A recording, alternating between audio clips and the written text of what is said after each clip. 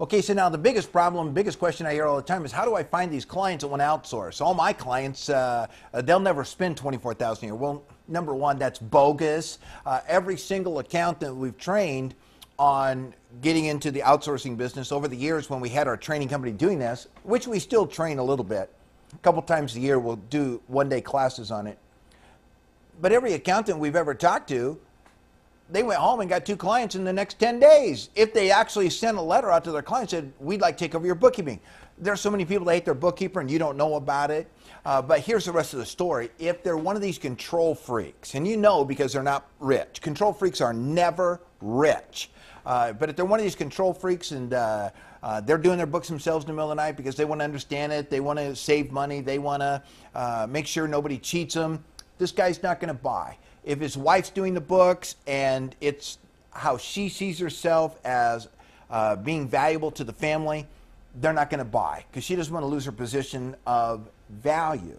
And so skip those people. If you go in and talk to somebody about outsourcing, when I give a presentation to a business, I give them the thing right up front.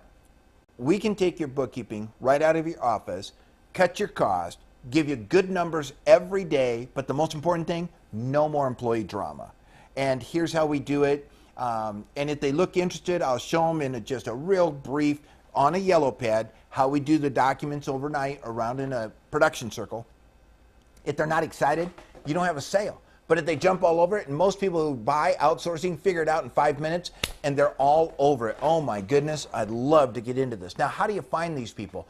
Our most successful marketing method is what we call events. We take our clients to lunch and we ask them to bring other people. We make a short presentation to the Chamber of Commerce. We do meetups. We do QuickBooks seminars. People with problems, we step them up to outsourcing.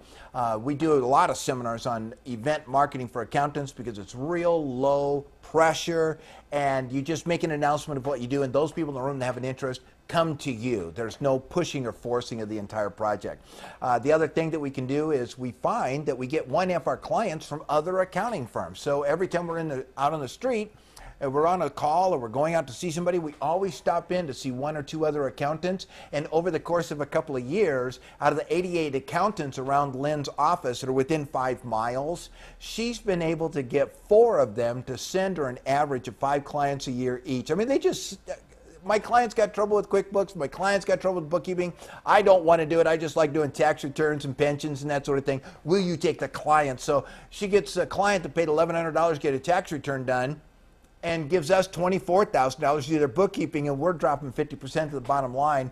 Finding clients is a matter of sorting. That's really the bottom line, but it is easy to do as long as you've got that wheel churning all the time so people that are sick to death of bookkeeping step up, and that's how we get clients. We work here to keep your cash register ringing. I hope you like this business, and if Lynn's business is already gone by the time you watch this video, send in the form below anyway because we still do the training a couple times a year, and we'll show you how to go out and do it on your own.